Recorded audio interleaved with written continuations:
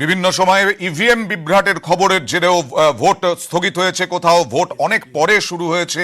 মালদা উত্তর কেন্দ্রের রতুয়া হাই স্কুলে ইভিএম বিভ্রাট, 3 ঘন্টা পরেও শুরু হলো না ভোট গ্রহণ।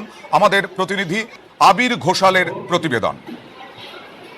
মালদা রতুয়া হাই স্কুল উত্তর মালদা লোকসভা কেন্দ্র, এই স্কুলের মধ্যে যে 107 নম্বর বুথ, সেখানে সকাল থেকে দীর্ঘ লাইন রয়েছে মানুষের, অর্থাৎ ভোট দেওয়ার জন্য তারা অপেক্ষা করছেন। কিন্তু ইভিএম এ গন্ডগোলের কারণে এখনো পর্যন্ত ভোট গ্রহণ পর্ব এখানে নির্বিঘ্নে করতে পারা যাচ্ছে না। ফলে স্বাভাবিকভাবেই যারা ভোটের লাইনে ছিলেন বা যারা ভোটাররা রয়েছেন তারা একবার মেশিন নিয়ে গেল, আবার পাঠালো, আবার নিয়ে গেল, আবার পাঠালো।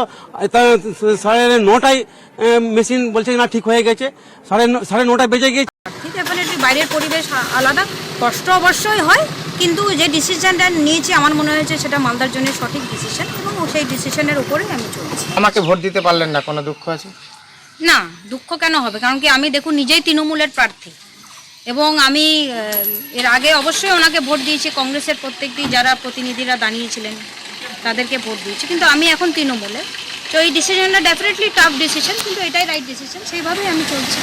মালদা উত্তরের কংগ্রেস প্রার্থী ঈশা খান চৌধুরী অর্থাৎ মৌসম বেনাজির নূরের তুতো ভাই, তিনি কি বলছেন দেখে নেওয়া যাক।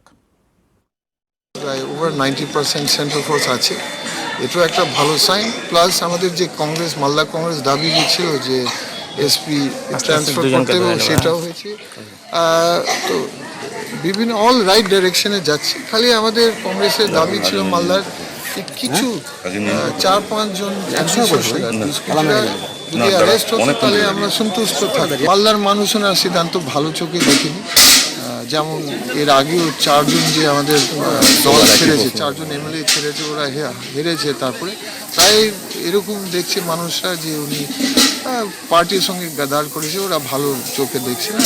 তার জন্য কংগ্রেসের ভোট শেয়ার লার্জলি ইন্ট্যাক্ট। তার জন্য আমাদের কন্টেন্ট কংগ্রেস